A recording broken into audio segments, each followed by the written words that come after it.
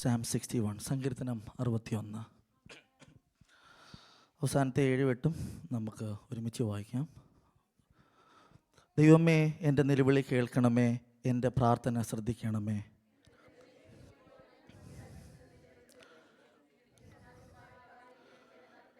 നീ എനിക്കൊരു സങ്കേതവും ശത്രുവിന് നേരെ ഉറപ്പുള്ള ഗോപുരവും ആയിരിക്കുന്നുവല്ലോ. ദൈവമേ, നീ എൻ്റെ നേർച്ചകളെ കേട്ടു, നിൻ്റെ നാമം ഭയപ്പെടുന്നവരുടെ അവകാശം എനിക്ക് തന്നുമിരിക്കുന്നു.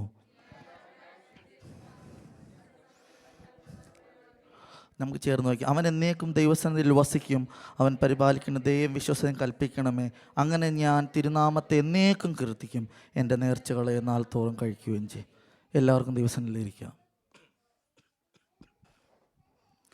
ദൈവത്തിൻ്റെ പരിശുദ്ധ നാമം വാഴ്ത്തപ്പെടുമാറാകട്ടെ. എത്ര പേർക്ക് ദൈവസാന്നിധ്യം ഇവിടെ അനുഭവിക്കുന്നുണ്ട്? ഒരു കരങ്ങളെ ഉയർത്തി എന്ന് പറഞ്ഞാൽ ഇന്ന് നിങ്ങളുടെ മുമ്പിലായിരിക്കുന്നത് സങ്കീർത്തനം 61. ഇന്ന് ഞാൻ ആദ്യം എടുത്ത ടോപ്പിക് ആക്ച്വലി ഇതല്ല, ലാസ്റ്റ് മൊമെൻറ്റ് ഞാൻ ചേഞ്ച് ചെയ്തതാണ്. ബട്ട് ഐ അണ്ടർസ്റ്റാൻഡ് അതൊരു ഹോളി സ്പിരിറ്റിൻ്റെ ഗൈഡൻസ് എന്ന് എനിക്ക് മനസ്സിലായി. ഞാൻ ആദ്യം എടുത്ത ടോപ്പിക് എന്ന് പറയുന്നത് the rock that is higher than me. But yesterday night I was praying and God told me that when my heart is overwhelmed, my help and hope is from the God. ഈ ടോപ്പിക്കിനെ base ചെയ്താണ് ഇന്ന് റോബിനച്ചാൻ ആദ്യം പറഞ്ഞ Jeremiah 17, യഹോവയിൽ ആശ്രയിക്കുകയും യഹോവ തന്നെ ആശ്രയായിരിക്കുന്ന മനുഷ്യൻ ഭാഗ്യവാൻ. പാടിയ പാട്ട് നടത്തിയിടുന്നു ദൈവം, എല്ലാ പാട്ടും ഇതുമായിട്ട് വളരെ കണക്റ്റഡാണ്. ഞാൻ പൂർണ്ണമായി വിശ്വസിക്കുന്നു ദൈവത്തിന് നമ്മളോട് സംസാരിക്കുവാൻ ഉണ്ട്. സോ ഈ സങ്കീർത്തനത്തിലേക്ക് വരാം. സാധാരണ സങ്കീർത്തനത്തിൻ്റെ എപ്പോഴും ഹെഡ്ലൈൻസിൽ കാണും ഏത് സന്ദർഭം എന്തുകൊണ്ടാണ് എഴുതിയിരിക്കുന്നത്. പക്ഷേ ഇവിടെ ഒന്നും കൊടുത്തിട്ടില്ല. ഇവിടെ ആകെ എഴുതിയിരിക്കുന്നത് സംഗീത പ്രമാണിക്ക് തന്ത്രിനാഥത്തോട് ദാവീദിൻ്റെ ഒരു സങ്കീർത്തനം. പക്ഷെങ്കിൽ ഈ സങ്കീർത്തനത്തിൻ്റെ 61 6 വാക്യം വായിച്ചാൽ നമുക്കറിയാം ദാവീദ് ഒരു രാജാവായി ഇരുന്നു. ഈ സങ്കീർത്തനം എഴുതുമ്പോൾ ദാവീദ് എന്തായിരുന്നു? ഒരു രാജാവായിരുന്നു. അപ്പോൾ ഒരു രാജാവായി ഇരിക്കെ ദാവീദിൻ്റെ സങ്കീർത്തനം തുടങ്ങുന്നതാ, ദൈവമേ എൻ്റെ നിലവിളി കേൾക്കണമേ, എൻ്റെ പ്രാർത്ഥന കേൾക്കണം, എൻ്റെ ഹൃദയം ക്ഷീണിക്കുമ്പോൾ ഞാൻ ഭൂമിയുടെ അറ്റൽ നിന്ന് നിങ്ങളെ വിളിച്ചപേക്ഷിക്കും. സോ ഇത് ശരിക്കും അദ്ദേഹത്തിൻ്റെ സ്വന്തം ഭവനം, സ്വന്തം ലൈഫിൽ അത്രയും എക്സ്ട്രീമായിട്ട് ഇമോഷണലി മെൻ്റലി അദ്ദേഹം ബ്രേക്ക് ത്രൂ ചെയ്യുന്ന ഒരു ഫ്രേസാണ് അവിടെ കൊടുത്തിരിക്കുന്നത്.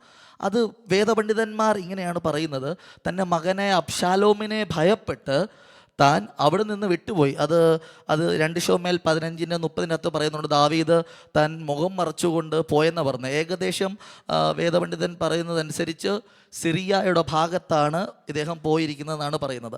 ഈ സങ്കീർത്തനം വളരെ മനോഹരമായ ഒരു സങ്കീർത്തനമാണ്. ഇതൊരു പ്രബോധനമായിട്ടിനപ്പുറം ഇതൊരു സ്ട്രോങ് മെസ്സേജ് പറയാൻ പറ്റും. ഇതിന് 8 വാക്യങ്ങളാണ്. ആദ്യത്തെ 4 വാക്ക് ദാവീദ് പറയുന്നത് he's asking help from God. ദൈവത്തിൻ്റെ സന്നിധിയിൽ നിന്ന് അദ്ദേഹം ചോദിക്കുന്ന സഹായമാണ്. എന്നാൽ 5 മുതൽ 8 വരെയുള്ള വാക്യങ്ങൾ നിങ്ങൾ നോക്കിയാൽ മനസ്സിലാകും അദ്ദേഹത്തിൻ്റെ പ്രത്യാശയാണ് പറയുന്നത്. ദൈവത്തെ സേവിക്കുന്നവർക്ക് ഉള്ള പ്രത്യാശ അദ്ദേഹം സ്ട്രോങ്ലി പറയുവാണ്. എനിക്കത് മൊത്തം പറയാൻ സാധിക്കുകയില്ല, എന്നാൽ കഴിയുന്നത് പറയാം. ഈ സങ്കീർത്തനത്തിൻ്റെ 2 വാക്യം വായിക്കാമോ? സങ്കീർത്തനം 62.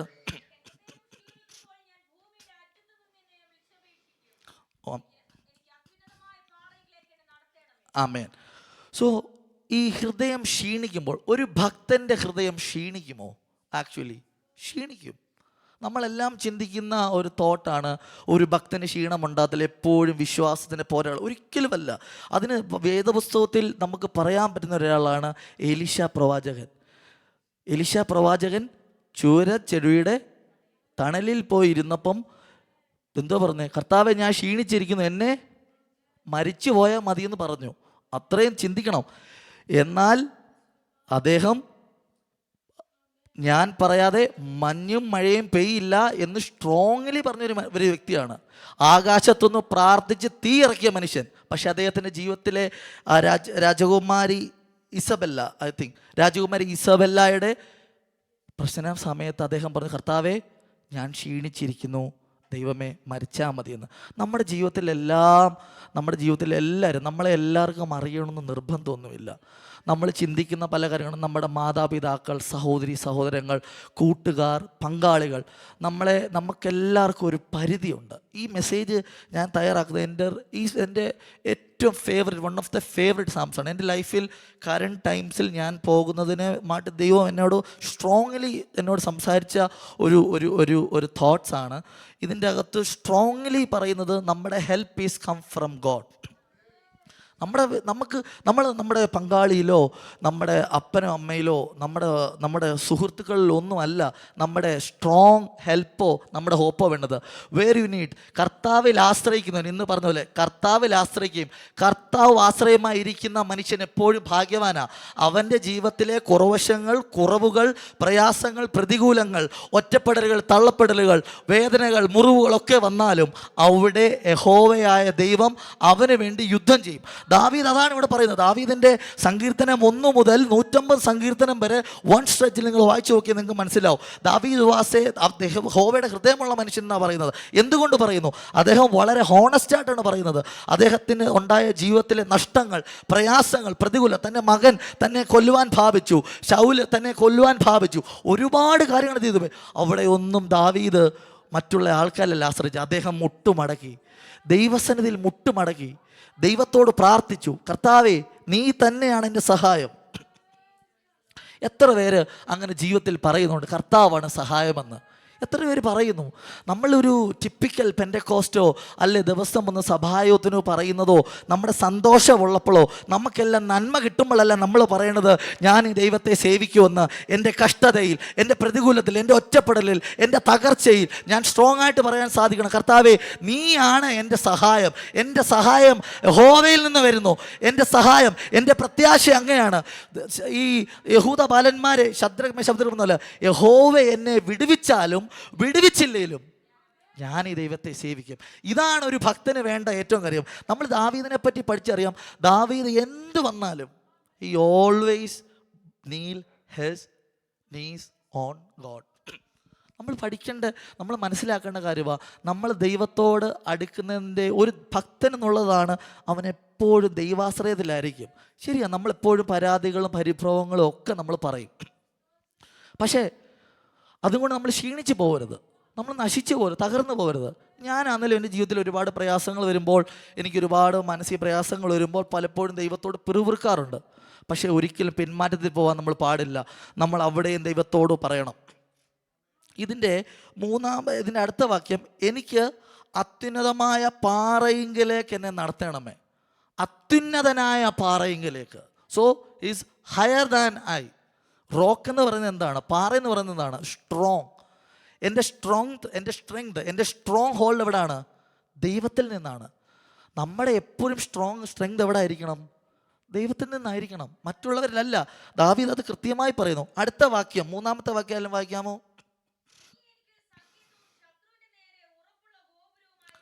അടുത്ത വാക്യം കൂടെ.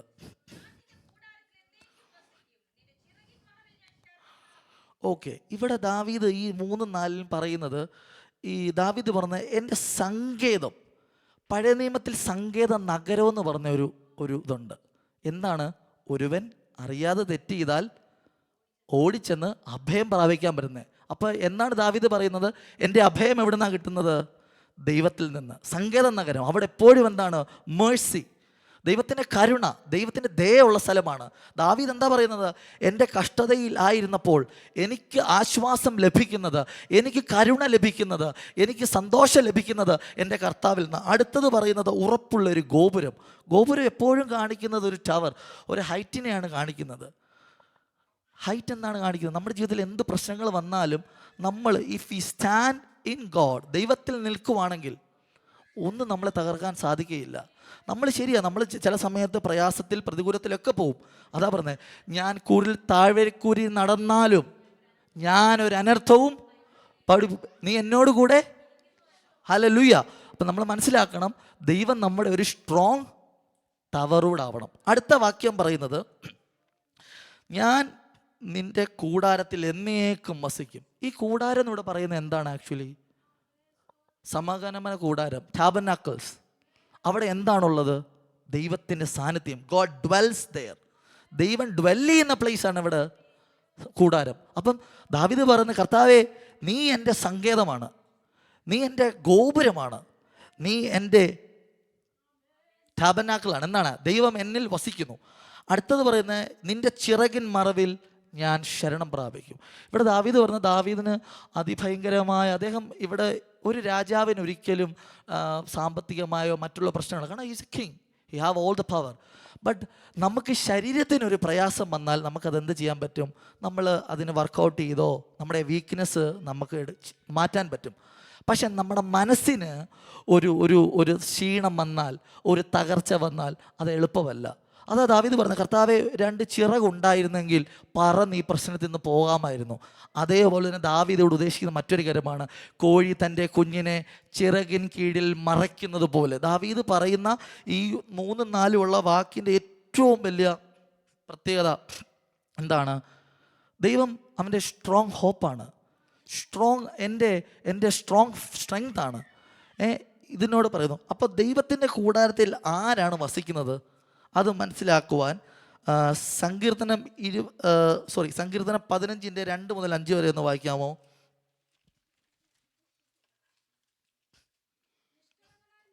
ആ ആ ആ ആമേൻ. ആ ഉം ഉം ഉം ആമേൻ. ഛേദം. ആമേൻ.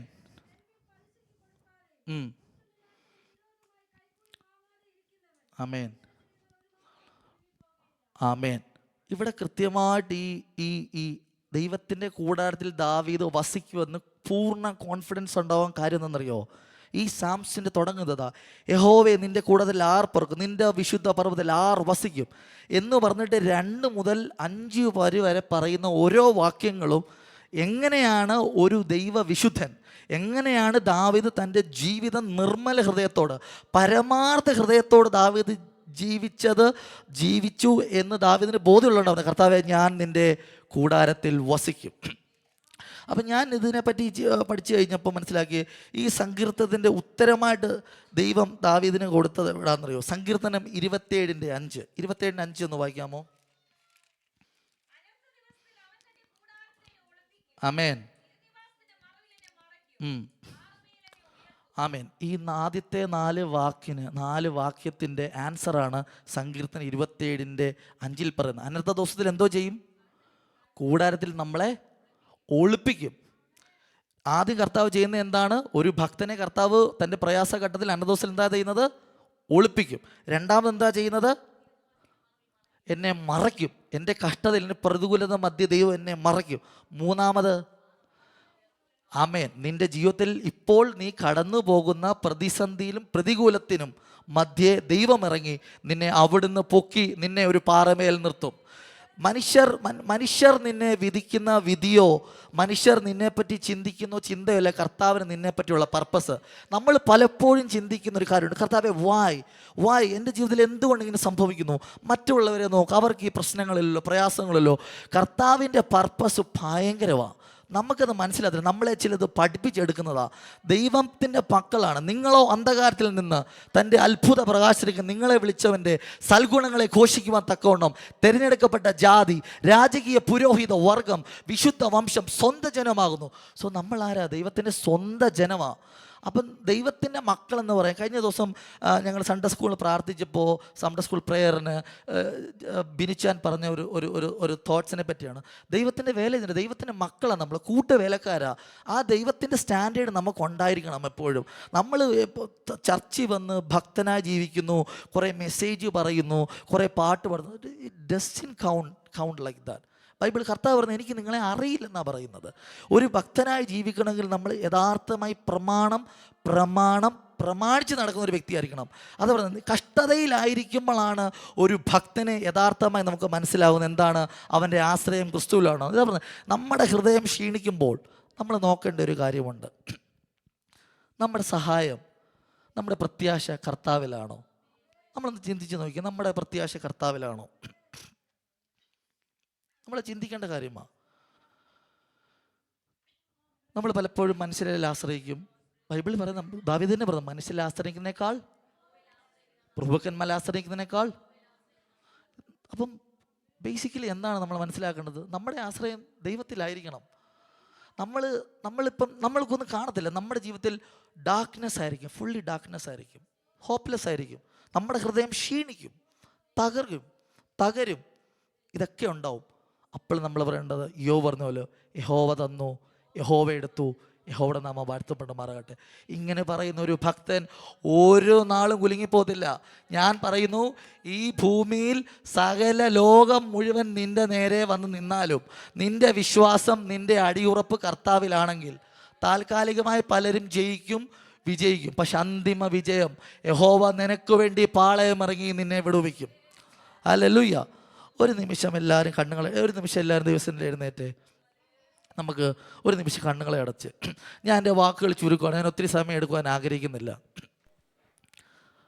ഒരു നിമിഷം നിങ്ങളുടെ ജീവിതത്തിൽ നിങ്ങൾ ദൈവത്തോട് പറ, നിങ്ങളുടെ ഹൃദയം തുറക്കുക. ദാവീദിൻ്റെ ഏറ്റവും വലിയ പ്രത്യേകത എന്ന് പറഞ്ഞാൽ അദ്ദേഹം വളരെ ജെന്യുവിനായിട്ട് ദൈവസന്നിധിയിൽ പറയും. വളരെ ജെന്യുവിൻ, വളരെ പ്യുവറായിട്ട് അദ്ദേഹം ദൈവത്തോട് പറയും, കർത്താവേ ഞാൻ തെറ്റ് ചെയ്തു, കർത്താവേ എനിക്ക് സഹായിക്കാൻ ആരുമില്ല, എന്നെ സഹായിക്കാൻ ആരുമില്ല, എനിക്ക് ആരുടെ സഹായം വേണ്ട, നീ മാത്രം മതി എൻ്റെ സഹായം. നിൻ്റെ ജീവിതത്തിലെ കഷ്ടതകൾ ഒരു പക്ഷെങ്കിൽ നിൻ്റെ സുഹൃത്തുക്കൾ, നിൻ്റെ മാതാപിതാക്കൾ, നിൻ്റെ പങ്കാളി അറിഞ്ഞെന്ന് വരികയില്ല. അവർക്ക് നിന്നെ സഹായിക്കാൻ കഴിഞ്ഞെന്നില്ല. പടകിനരികെ വന്ന പത്രോസിനോട് ദൈവം ചോദിച്ചു, കൂട്ടുവാൻ വല്ലതും? കർത്താവേ രാത്രി മുഴുവൻ അധ്വാനിച്ചു, ഒന്നും കിട്ടിയില്ല. ഇപ്പം നിന്റെ പടകിൽ ഒന്നുമില്ല, കംപ്ലീറ്റ് ശൂന്യതയാ. നിന്റെ ജീവിതത്തിൽ കംപ്ലീറ്റ് ശൂന്യതയാ, ഒന്നും കാണുന്നില്ല. ഞാൻ ഈ കർത്താവിനെ സേവിക്കുന്നത് എന്തിനാ? എന്ത് കാര്യത്തിനാ കർത്താവേ, എന്തിനാ? കർത്താവ് പറയുന്നു, എങ്കിലും, പത്രോസ് പറഞ്ഞ പോലെ എത്ര പേർക്ക് പറയാൻ പറ്റും? എങ്കിലും അങ്ങയുടെ വാക്കിന് ബലിയിറക്കാം. ദൈവമക്കളെ, സഹോദരങ്ങളെ, കുഞ്ഞുങ്ങളെ, നിങ്ങളുടെ ജീവിതത്തിൽ ഒരുപാട് പ്രയാസ പ്രശ്നങ്ങൾ കാണും. നിങ്ങൾക്ക് പരിഹരിക്കാൻ പറ്റാത്തത് കാണും, പറ്റുന്നത് കാണും. ചിലപ്പോൾ നിങ്ങൾ തന്നെ നിങ്ങളുടെ ഹൃദയം ക്ഷീണിച്ച് തകർന്ന സമയമായിരിക്കും. കർത്താവ് നിങ്ങളോട് ഇപ്രകാരം പറയുന്നു, എൻ്റെ അടുക്കിലേക്ക് വാ, ഞാൻ നിങ്ങൾക്ക് വേണ്ടി സ്വന്തം മകനെ ക്രൂശിച്ചു, മുൾക്കിരീടം ചൂടി, ചാട്ടവാറടി കൊണ്ട് മുഷ്ടിയുരുട്ടി ഇടിച്ചു, കയ്യും കാലും ആണി കൊണ്ടടിച്ചു. ശപിക്കപ്പെട്ടവനെന്ന് ലോകം മുദ്ര കുത്തിയപ്പോൾ ആ ശാപം നമുക്ക് വേണ്ടി എടുത്തതാണ്. നിന്റെ ജീവിതത്തിൽ എന്ത് പ്രയാസമുണ്ടെങ്കിലും നീ ദൈവസന്നിധിയിൽ മുട്ടുമടക്ക്. ഉത്തരം കിട്ടുന്ന നമ്പർ ദൈവസന്നിധി മുട്ടുമടക്ക്. നിന്റെ വിശ്വാസം വർദ്ധിക്കും. യഹോവയിൽ ആശ്രയിക്കുകയും യഹോവ തന്നെ ആശ്രയിക്കുന്ന മനുഷ്യൻ ഭാഗ്യവാനാണ്. നമ്മുടെ ഒരു ഗ്രേറ്റസ്റ്റ് പ്രിവിലേജ് ആണ്. നമുക്കെല്ലാം കിട്ടിയിട്ട്, ഈ ലോകത്തിലെല്ലാം കിട്ടിയിട്ടല്ല നമ്മൾ ദൈവത്തെ സേവിക്കേണ്ടത്. നമ്മളെ സൃഷ്ടിച്ച സൃഷ്ടിതാവ് നമുക്ക് തന്ന ഈ wonderful life, how beautiful it is. Hallelujah. അവൻ നമുക്കായി ജീവൻ നൽകി ഒരുക്കിയല്ലോ വലിയ രക്ഷ. അവൻ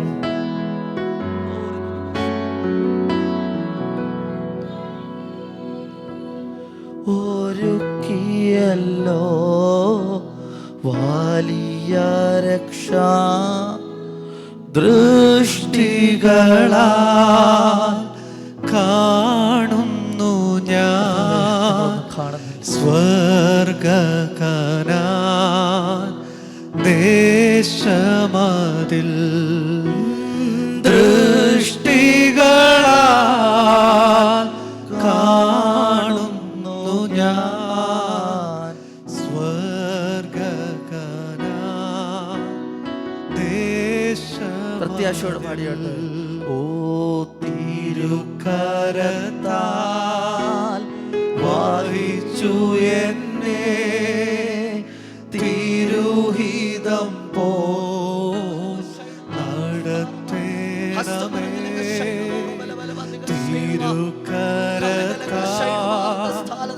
വഹിച്ചു തിരുഹിതം പോ നടത്തേണമേ. കുശവൻ കയ്യിൽ കളിമണ്ണു ഞാൻ അനുദിനം നീ പണിയണമേ. കുശവൻ കയ്യിൽ കളിമണ്ണു ഞാൻ അനുദിനം നീ പണിയണമേ. വചനം ധ്യാനിക്കുമ്പോൾ എൻ ഹൃദയം ആശ്വസിക്കും. നിൻ വചനം ധ്യാനിക്കുമ്പോൾ എൻ ഹൃദയം ആശ്വസിക്കും. കൂരിരുളിൻ താഴ്വരയിൽ ദീപമതാ നിൻ മൊഴികൾ. കൂരിരുളിൻ താഴ്വരയിൽ ദീപമതാ നിൻ മൊഴികൾ. Hallelujah, hallelujah. ഞങ്ങളെ നിത്യനിത്യമായി സ്നേഹിക്കുന്നതാണ് നല്ല ദൈവമേ, സ്വർഗ്ഗീയ പിതാവേ. കർത്താവേ, ഞങ്ങൾ പാടിയതുപോലെ കർത്താവേ, ഞങ്ങളുടെ പടകിൽ എപ്പോഴും ദൈവമുള്ളതിനായ സ്തോത്രം. കർത്താവേ, തിരുഹിതം പോലെ ഞങ്ങളെ വഴി നടത്തണം കർത്താവേ. ഞാനോ കുറയണം, നീയോ വളരണം കർത്താവേ. ഞാൻ കഷ്ടത്തിലായിരുന്നു, എനിക്ക് ഗുണമായെന്ന് പറയുവാൻ കർത്താവേ ദൈവം ഞങ്ങളെ പഠിപ്പിക്കുമാറാകണമെന്ന് പ്രാർത്ഥിക്കുന്നു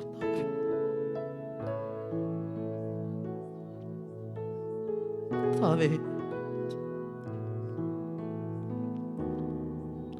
ഞങ്ങളുടെ സഹോദരി സഹോദരന്മാർ കുഞ്ഞുങ്ങളെ അനുഗ്രഹിച്ച് പ്രാർത്ഥിക്കുന്നു കർത്താവേ.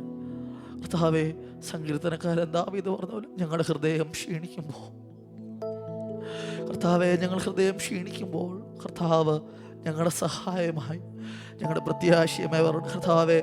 ഇവിടെ വന്നിരിക്കുന്ന സാഹചര്യം ഗ്രഹിച്ച് പ്രാർത്ഥിക്കുന്നു കർത്താവെ. മാനസികമായ, സാമ്പത്തികമായ, ശാരീരികമായ പ്രയാസമുള്ളവരെ കർത്താവ് തൊട്ട് സൗഖ്യമാക്കണമെന്ന് പ്രാർത്ഥിക്കുന്നു.